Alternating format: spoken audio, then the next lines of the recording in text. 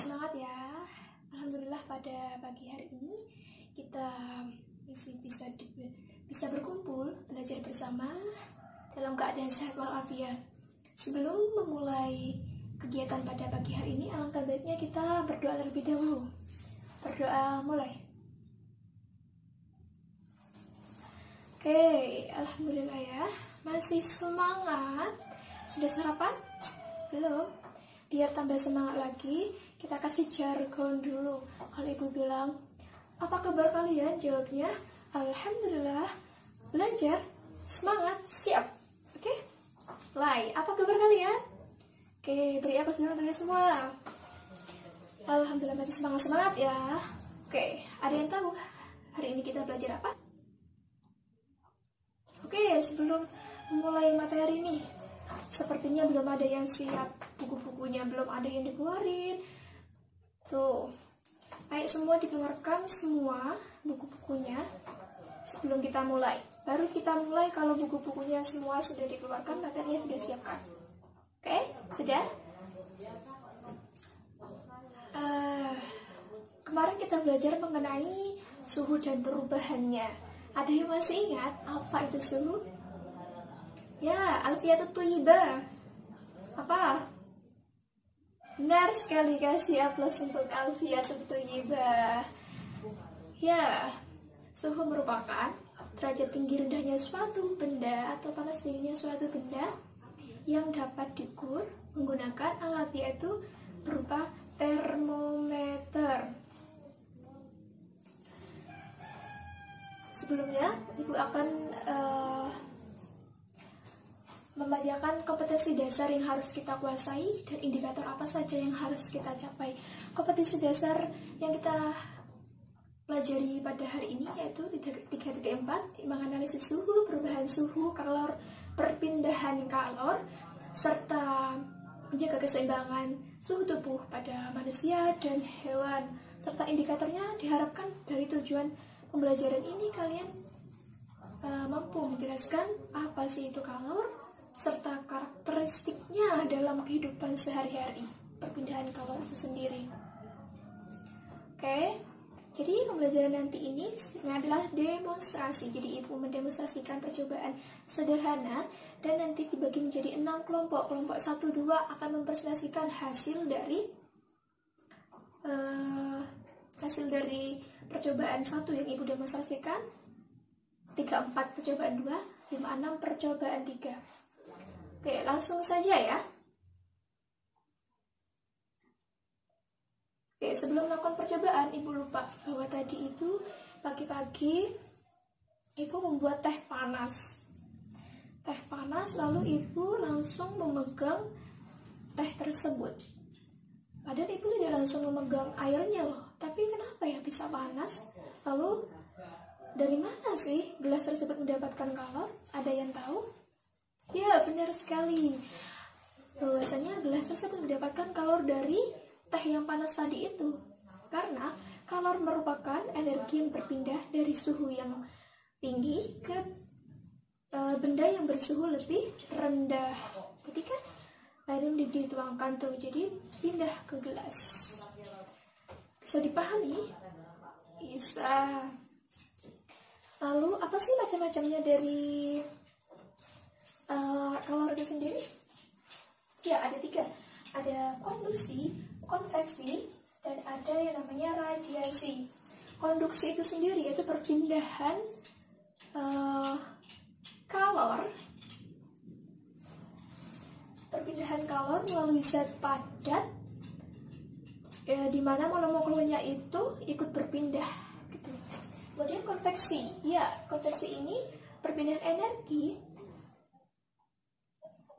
Konveksi ini perpindahan kalor biasanya melalui zat gas atau zat cair, di mana molekul-molekulnya itu ikut berpindah. Beda dengan halnya dengan konduksi. Kemudian radiasi ini pancaran. Biasanya perpindahan energi tanpa melalui medium. Oke. Contohnya konduksi dalam kehidupan sehari-hari. Apa?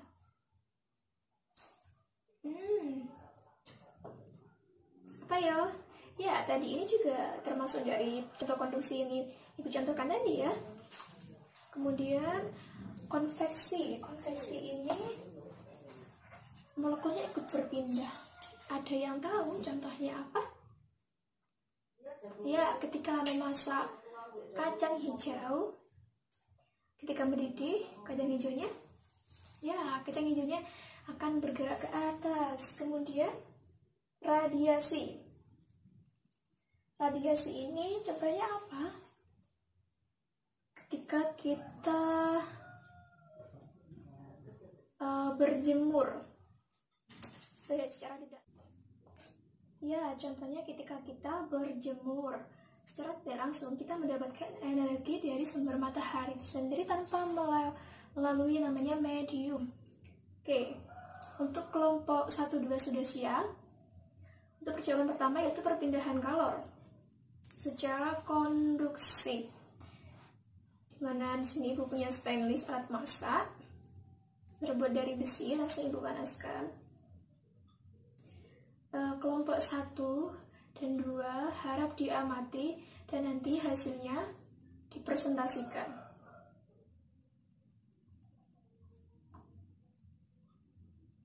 Oke, lama-kelamaan stainless ini gagangnya menjadi panas. Padahal Ibu tidak menyentuhnya secara langsung, hanya menyentuh gagangnya, tidak menyentuh ya, mana yang dipanaskan, hanya menyentuh gagangnya. Nah, mengapa hal tersebut bisa terjadi? Coba kelompok 1 dan 2 didiskusikan mengapa hal tersebut bisa terjadi, kenapa nanti dipresentasikan ya. Oke, yang keempat. Selanjutnya, cobaan kedua nih untuk kelompok 3 dan 4. Oke, Ibu di sini punya air. Kemudian ada satu warna, Ibu kasih dikit aja. Oke, sudah. Tuh, pemisah.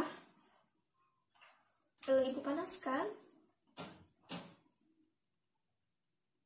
Apa yang terjadi? Pergerakannya tadi memisah dengan air yang di atas warnanya. Mengapa hal tersebut bisa terjadi? Untuk kelompok 3 dan 4 mohon didiskusikan. Oke.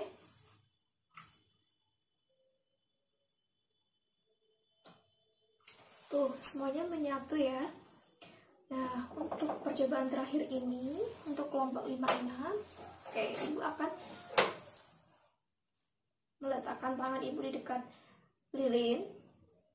Tangan Ibu terasa hangat. Mengapa hal tersebut bisa terjadi? Untuk kelompok 5-6 diskusikan ya. Baik, beri aplaus dulu untuk semua kelompok yang sudah tampil. Kalian dengan penuh rasa percaya diri. Saya sangat apresiasi kesemangat kalian. Sekarang kita dapat menyimpulkan secara bersama-sama ya.